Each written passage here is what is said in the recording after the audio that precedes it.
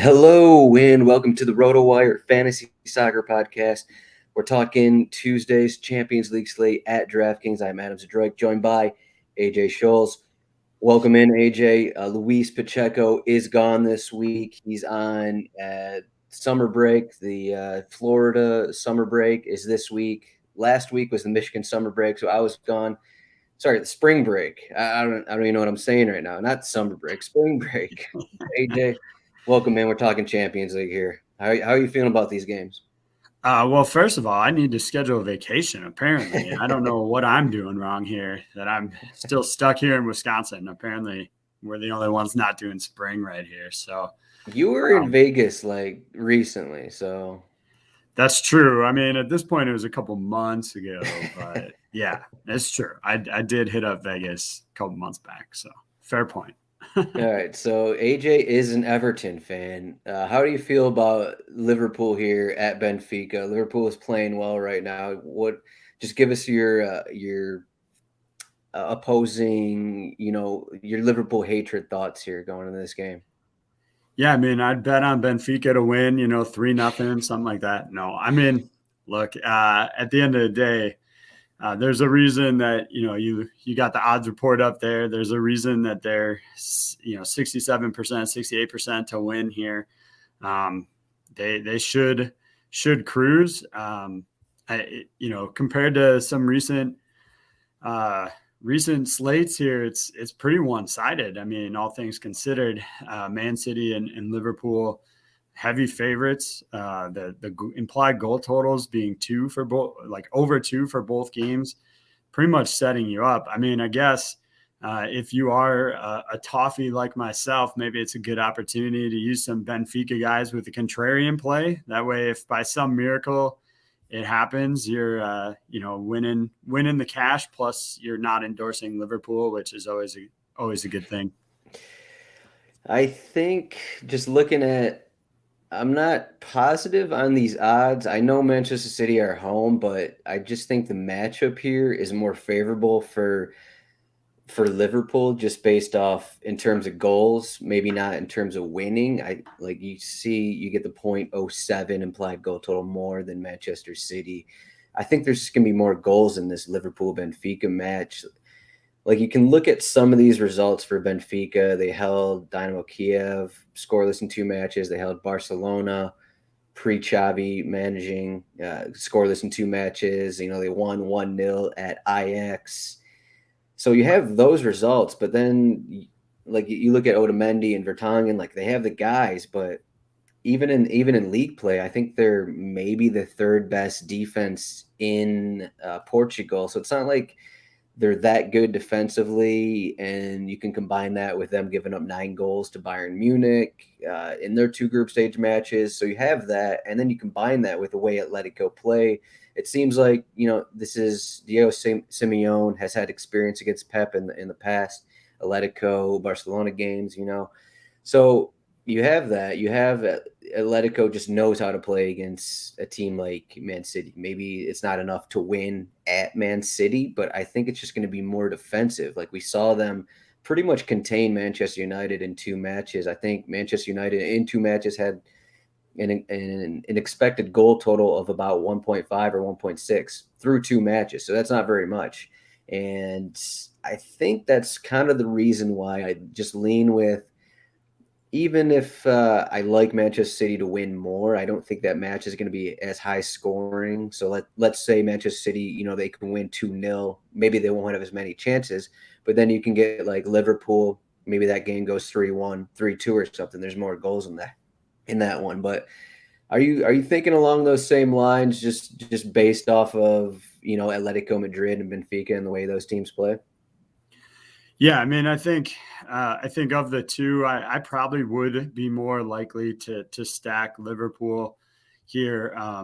Yeah, and I do think, to that end though, like there could be more goals in that Benfica game, so maybe there's a few opportunities to use them. But yeah, overall, I would expect, like, my general strategy would be to maybe get a few extra shares of Liverpool. You're obviously not going to totally skip out on Man City here. But yeah, because of that matchup, I think it does favor using Liverpool more. And again, to go back to the implied goal totals, it's actually higher for Liverpool at 2.13 than 2.06. I mean, we're splitting hairs here, but I mean, I still think there's a reason that match has is the higher implied goal total for Liverpool than Man City.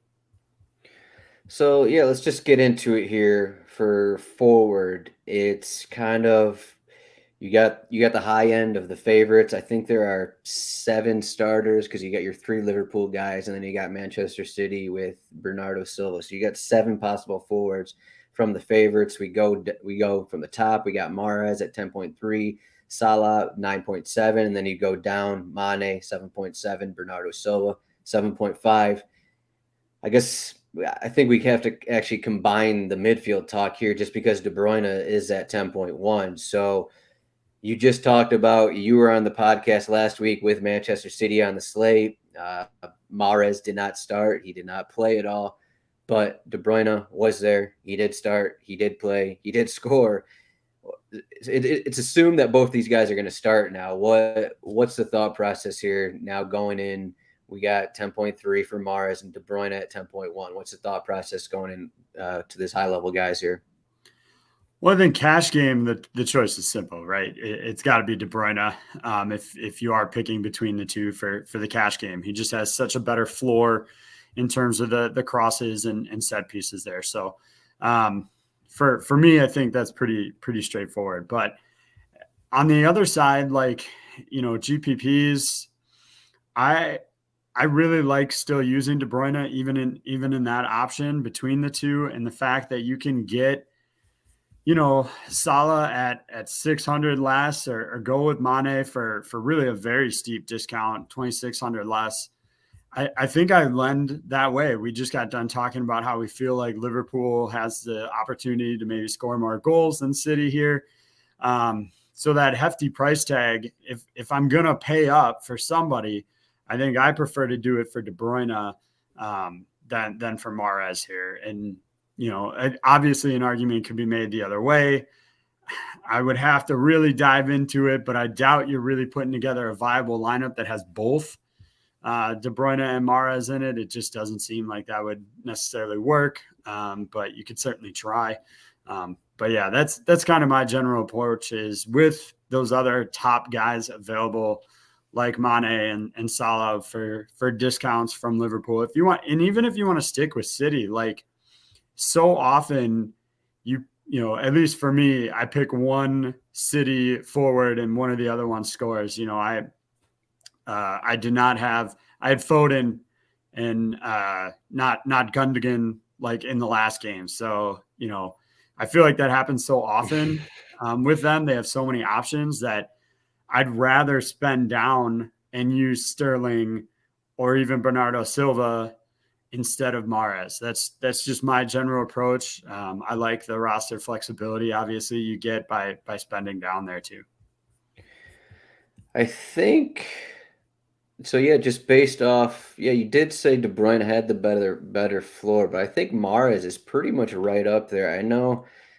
I think Ryan mentioned it maybe in the last podcast or his article, rotowire.com, that maybe on the right side that Mahrez and Foden have been splitting some set pieces lately, but it seems like all 3 of those guys are taking set pieces. But one thing is that Mahrez has actually been taking penalties more recently. So that's something, and he has been really good in Champions League, which is why he's more expensive. In case you're wondering that, I mean, if you look at his Champions League numbers per 90 minutes, he's averaging 2.2 shots on goal, which is a lot. I mean, look at De Bruyne here; he's 0.65. But again, of course, this includes when De Bruyne wasn't 100% healthy early in the season in group stage matches. So, I mean, you can take this. You can look at the stats here, but De Bruyne has probably been better overall over the last couple months. But I mean, I think it kind of goes back to what we were saying earlier about just Liverpool in terms of the highest scoring match. Like, do you want to spend on both De Bruyne and Mahrez, which would, leave you off of pretty much all the high end Liverpool guys? So I think there's a world in which you could actually fade both Mahrez and De Bruyne, hope that maybe Manchester City get 6-7 corners So, those guys are all splitting set pieces, and then Atletico just limit the amount of good opportunities. I mean, it's not impossible to think that, but sure, this is at Manchester, but Atletico have been playing really well lately, probably the best they've been playing all season. We don't know exactly what their formation is going to look like. So we have that. With that said, we got Salah. He doesn't have the same kind of floor as De Bruyne or Mahrez. He's not on set pieces, but the fact that he takes so many shots, but then you also have to include, like, he has his foot injury. He was okay against Watford over the weekend, really didn't do too much. I think he played about 69 minutes. So you got Salah, you got these Liverpool guys, depending on, I mean, if Jota starts, he's 7,200, but it's expected that Diaz will start instead because Jota started over the weekend. What are your thoughts on these Liverpool guys now? Would you rather, instead of like completely ignoring Mahrez, maybe, and I guess, Bernardo Silva, we know how inconsistent he is. Would you rather just go like Salah and Diaz, or like Diaz and Mane, that kind of thing? Just, stack two Liverpool forwards, maybe even on the lower end, and then maybe you can still plug in like De Bruyne in the midfield, something like that? Yeah, I definitely think so. Just kind of building a lineup here for my own self, kind of seeing where things were falling. I found definitely, again, to have De Bruyne in. I was going with Sadio Mane because he was the cheapest of kind of their three main options there between Diaz and Salah and Mane. And, in fact, you look at the goal scoring odds, he sits third. Well, actually second among presumptive starters here on our RotoWire cheat sheets. So I think for me, the fact that he's, the most cost efficient of those three is the one I would look at there. But I do agree, trying to get some sort of stack maybe rather than go with Mahrez. I tend to be probably overly so looking for ways to spend down so that I don't have to punt anywhere in my lineup. So I would probably go Mane and Diaz if I was going to stack those two of those guys. Yeah, that'll allow you, just to spend up at other positions. If you're sure you do lose out on Salah in that position, in that situation, but again, they'll be force you to look at.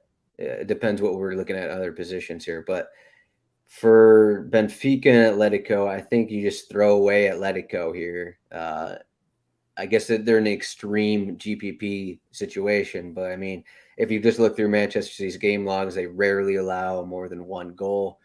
Like they have, the Tottenham game, Leicester games where they've allowed 3 goals, that kind of thing. But otherwise, like they've allowed 1 goal in their last 5.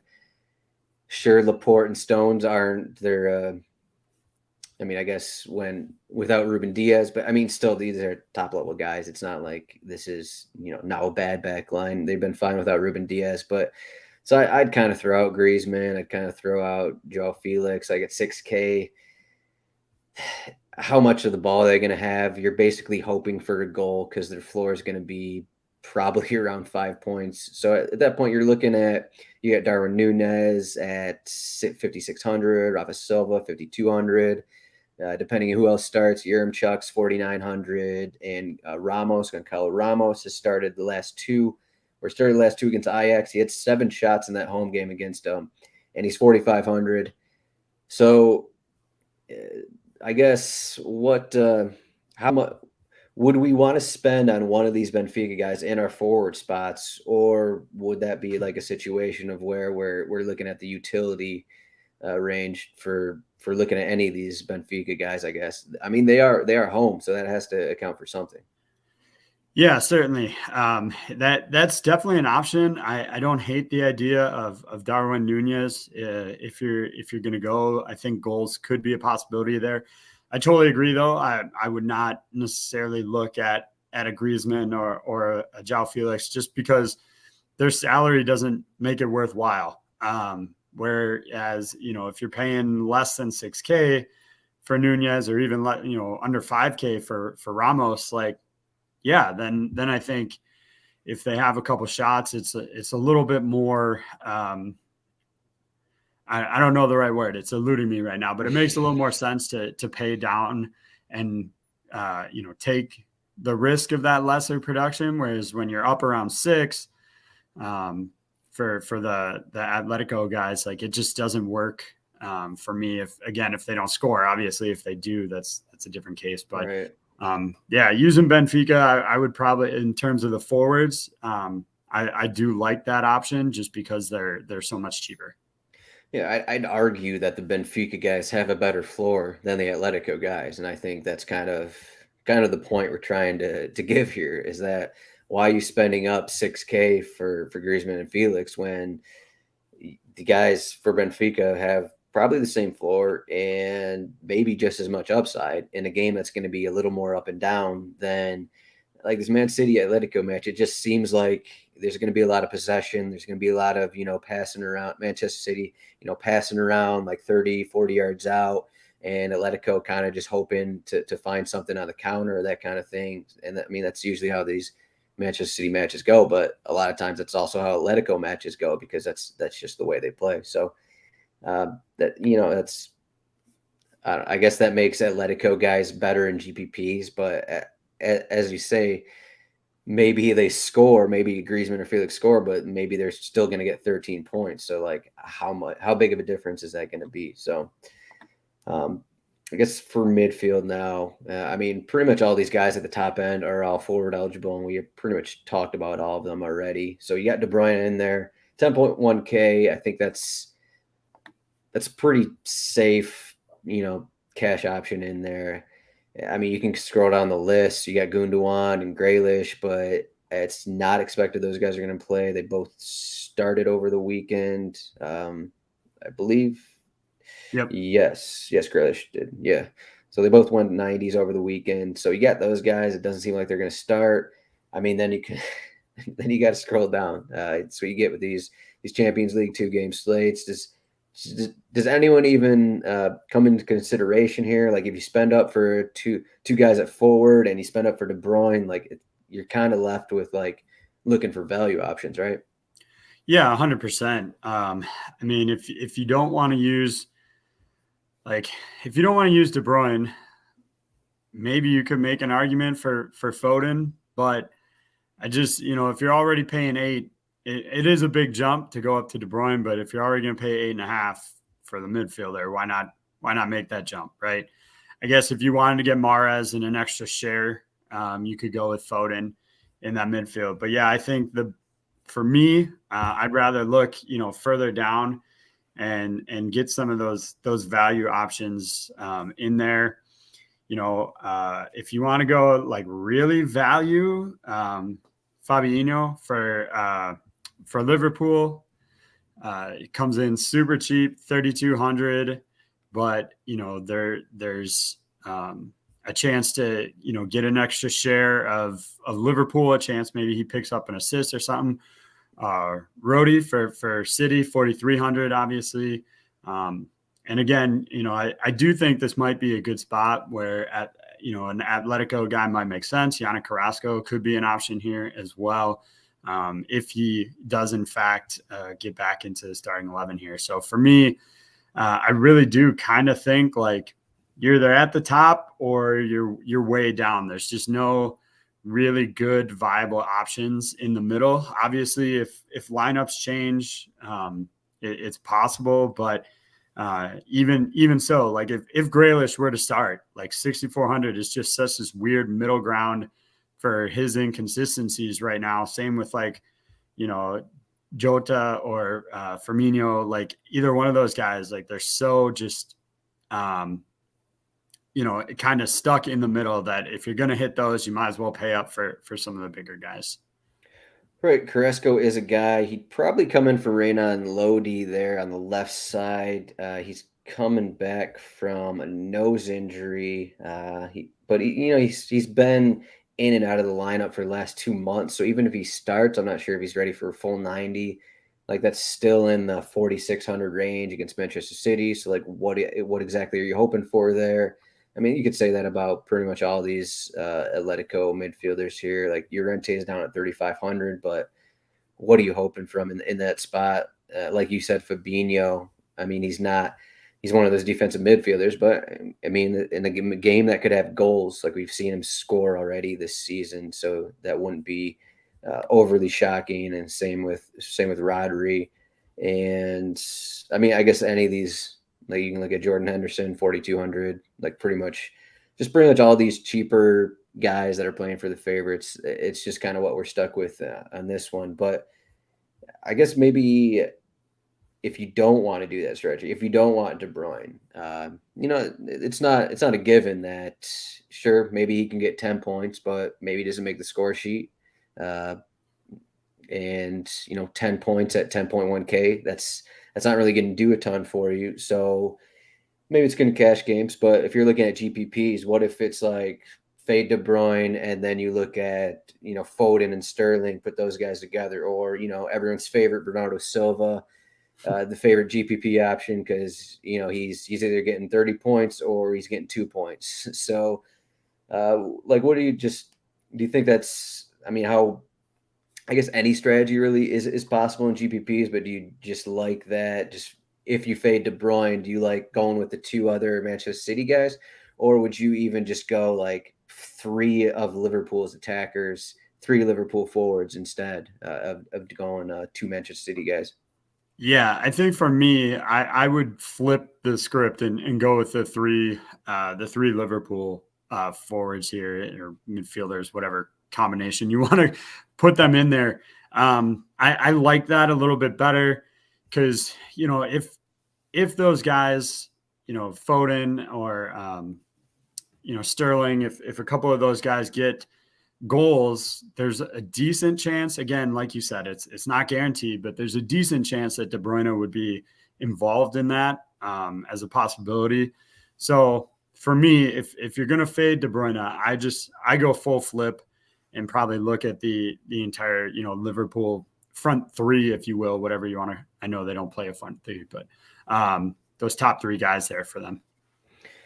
Right. I mean, yeah. I mean, if you do the fade De Bruyne, maybe it's better to just actually look at, Joao Cancelo or like center backs instead, or even Rodri. Just like hope for the random goal where the ball is, sitting around the top of the box and, defensive midfielder comes in, blasts it home, that kind of thing. Like this is something that's why Fabinho has a couple goals the last couple months, like just random goals that happen like that. And I mean, it's an Atletico match, and they play super defensive, and that's kind of in these quarterfinals higher up we get in Champions League. Not every goal is like I don't know Kylian Mbappe making magic on the wing and just roasting defenders, that kind of thing. Like there are random goals, and when you put like two elite teams against each other, weird stuff can happen. So, maybe Manchester City win 2-0, but maybe none of those goals come from De Bruyne, Sterling, Mahrez, or Foden. Like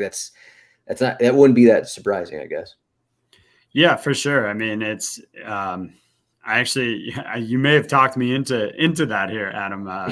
That kind of random goal play for against Atletico. I do like that possibility, and that's a really good point. So yeah, maybe there is an option to kind of punt and go further down. But yeah, I will stick with the Liverpool attack though. That's still going to be kind of my main strategy here going into this one. But maybe I'll toss in Rodri for S and Gs, as it were.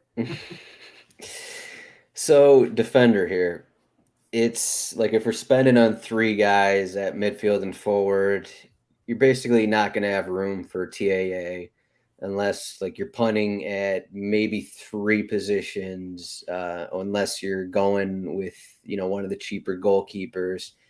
It seems like TAA, while a regular cash option, cash dominant guy, he's at 8,200 now. This is actually the most he's been in Champions League this season.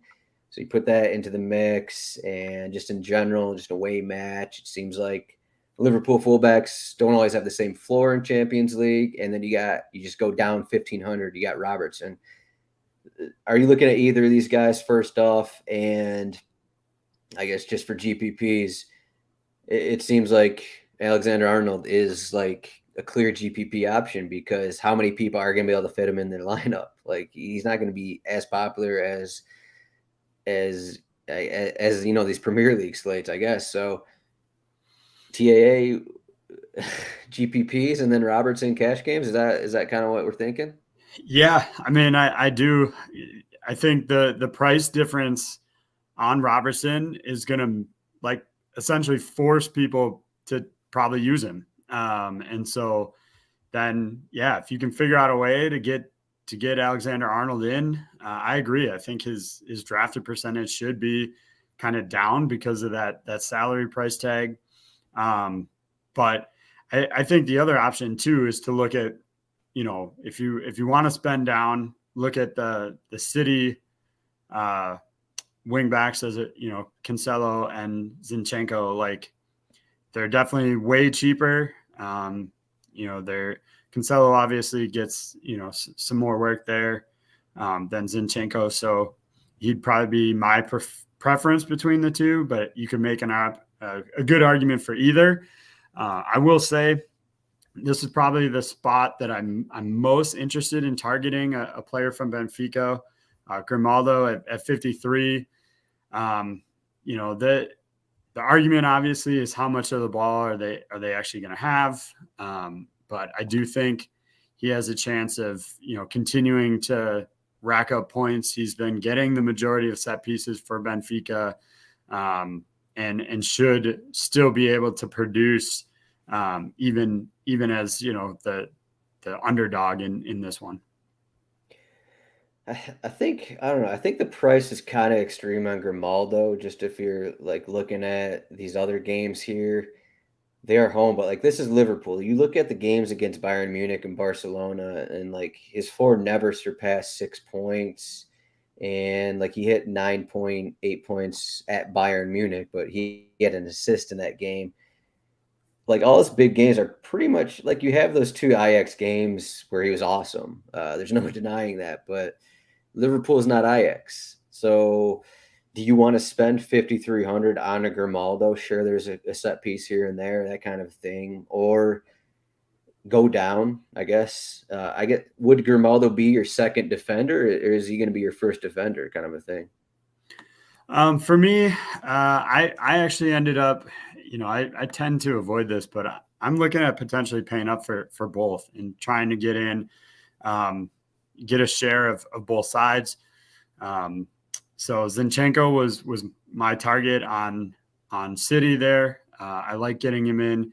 You obviously have the clean sheet percentage. It's pretty high up there for this one.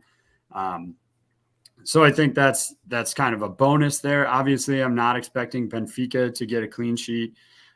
So that's kind of off the board. So that does, that does make a good argument for maybe paying down on him. But I do think the opportunity should still be there. You make a good point that Liverpool is not Ajax, obviously, but I don't know. I have maybe I'm just going by my gut here, but I have a good feeling about that spot and getting somebody from Benfica, because I do think they'll potentially score a goal.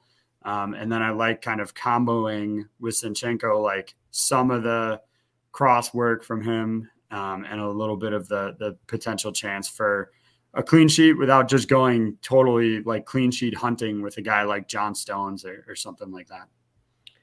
I will say there is a chance Nathan Ake starts on at fullback. It's not a given that Zinchenko is going to start.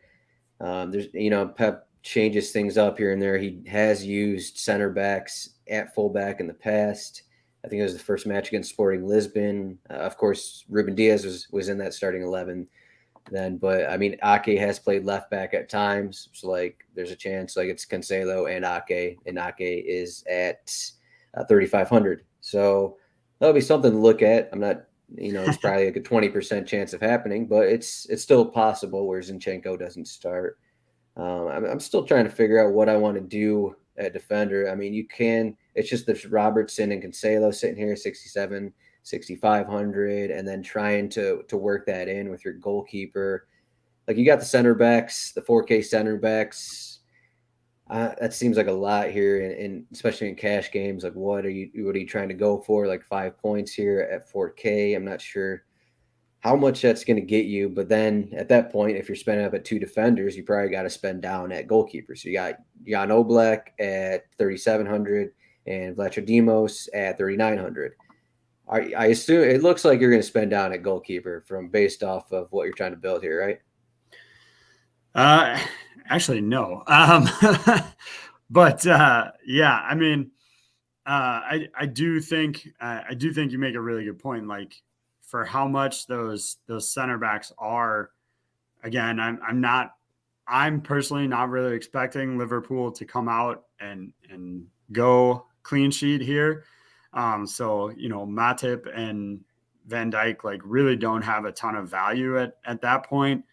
And you made a great point about the like city defenders. John Stones at 3,900, Laporte 4K. Like that's a lot to pay for basically just a clean sheet. I mean, maybe Stones or Van Dijk gets their head on one. I mean, that's certainly possible. It's not outside of the realm of possibility that they would pick up a goal. I would love if Ake got into the game. I think I would use him in a heartbeat. Just because of that price tag there. So, yeah, I just, and then from there, like, are you really going to try and figure out, like, are you going to put in Vertonghen or Savek? Like, no, right? I mean, there's little to no chance on that one. So you kind of find yourself in this kind of tough spot, I think, with the slate on the defenders where you kind of almost have to pay up because if you're going to give, if you're going to use 3,900 for John Stones, like, well, why not use a little bit more for Zinchenko?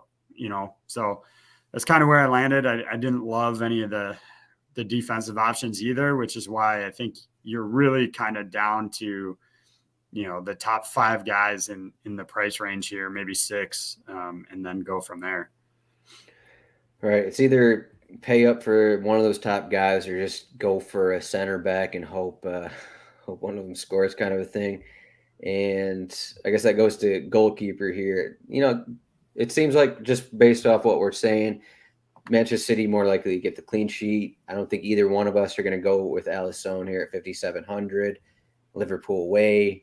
Maybe he's going to get more saves than Ederson, but that's a lot to pay for. So you're basically hoping maybe Ederson will get a save.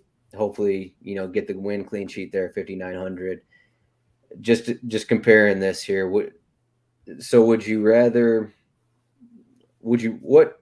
cheap goalkeeper would you rather use if you're stuck in this low range sub 4K here? I guess for me, and I'll be honest, I'm gonna butcher his name, so I would rather just use the Benfica goalkeeper.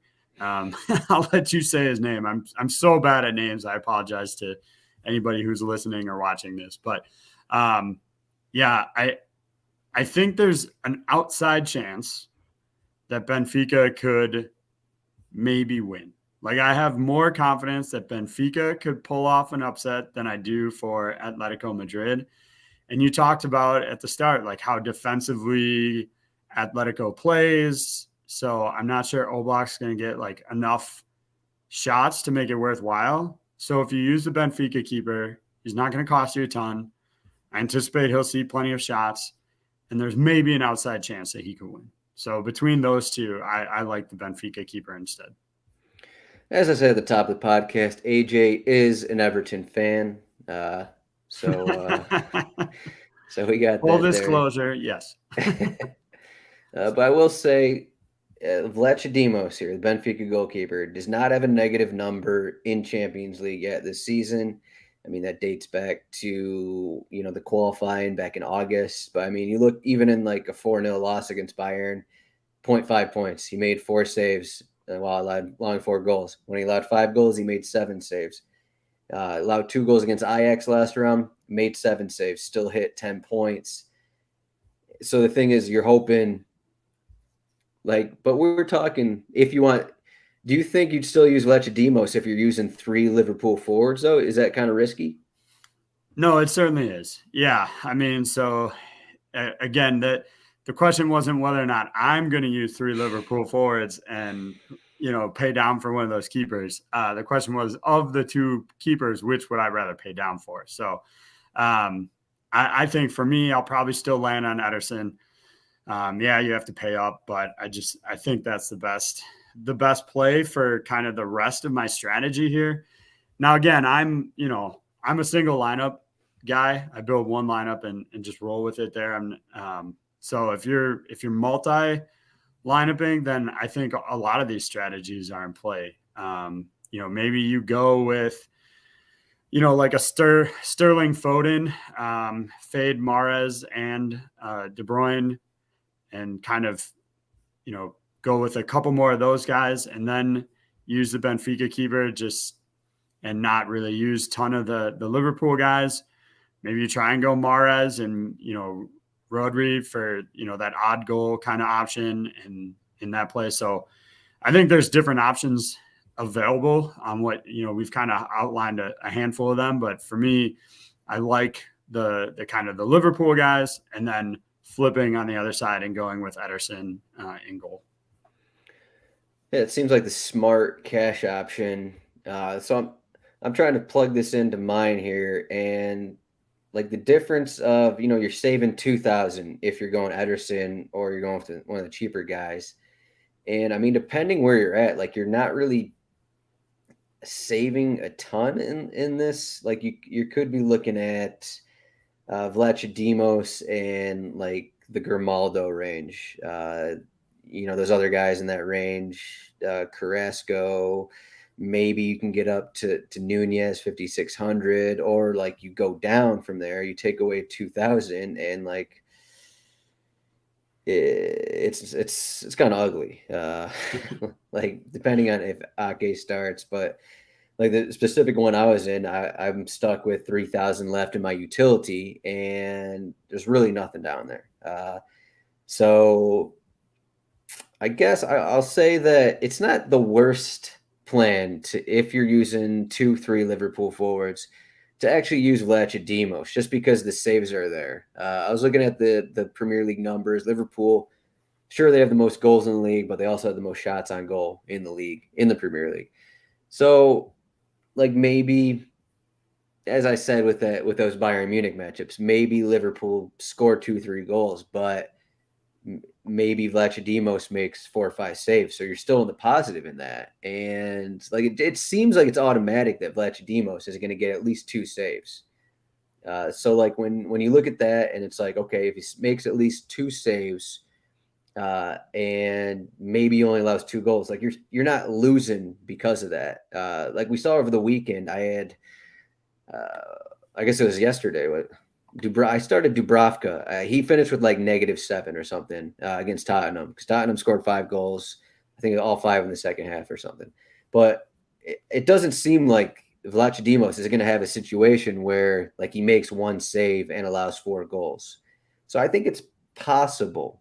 Maybe not the best idea, but it's at least reasonable to get the Benfica goalkeeper and maybe still hope for maybe a couple goals, but just a ton of shots on goal. Maybe Salah, Mane, those guys are just plastering on net, bunch of shots, maybe some off net, maybe some on goal. So it's goalkeeper. We talked about 10 minutes on it. I think my move is I'm just looking at Ederson or Vlachodimos. I guess Oblak is in there. I guess he's about the same as Vlachodimos. That was my takeaway with it. Okay. Like if you're going down, just go down, right? Like don't get stuck in the middle here. Right. Okay, so I guess that's it here. We got 40 minutes to talk about a 2-game slate. Do you want to highlight any other player here before we sign off? Is there you got a Benfica guy that you think is going to score, or what? I mean, just as like a toss in to try and catch something, building out. I landed on Mario for 3,300, hoping to catch something. Admittedly, that's just, it's like sort of a punt, but the nice thing about the RotoWire cheat sheets here is you can set filters, and I had like 3,900 left for my my utility spot. So I just took a look at who's got the highest floor, or highest fantasy points per 90 minutes under 3,900. That's what I had left. landed on João Mario for Benfica. Again, I don't think it's a foregone conclusion that Liverpool will get a clean sheet here, so I don't mind going in with a Benfica player. And yeah, like I said, he has the highest points per 90 minutes of anybody under that 3,900 range. And that's what I had left after building out the rest of my lineup. All right, there we go. Yeah, the Benfica midfield, it's not guaranteed who's going to start, but we have Tarap, João Mario, and Julian Weigl. Out of those three guys, Mario has the best floor. He's 3,300. He's in the middle range right there. Julian Weigl is 3,100. And, he's probably going to get 1 or 2 points. So there you go. But I think that's all we got here. It's a 2-game slate.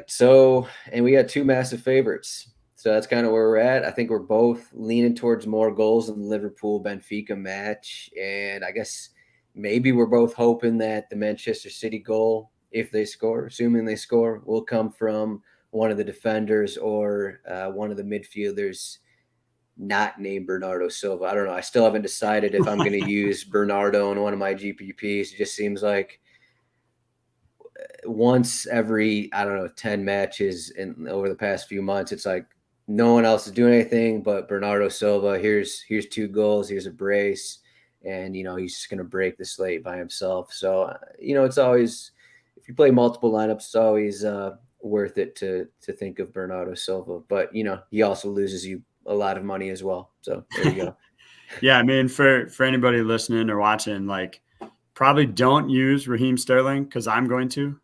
Inevitably, if I use a City forward, they're not the one that scores. That just always seems to be the case for me. So, just a general jinx superstition piece of advice there. I like Raheem Sterling in this one, so maybe you shouldn't. There you go. Yeah, if you've been watching on YouTube, I got the RotoWire cheat sheet up, rotowire.com/soccer trial, free 10-day trial, no credit card required to get all this information on there. And also we have Ryan Belangi's article. This is on lock, so you got to be a subscriber to look at it as well. So rotowire.com/soccer trial. This Tuesday picks, we will be back. I'll be back with someone. I don't know yet. We'll see what happens in the next 24 hours, but thanks for joining us on Monday to talk Tuesday's Champions League slate. AJ at AJ Scholz 24. I am at Roto's Zdroik. AJ, thanks for joining me, and we'll see you at some point in the future.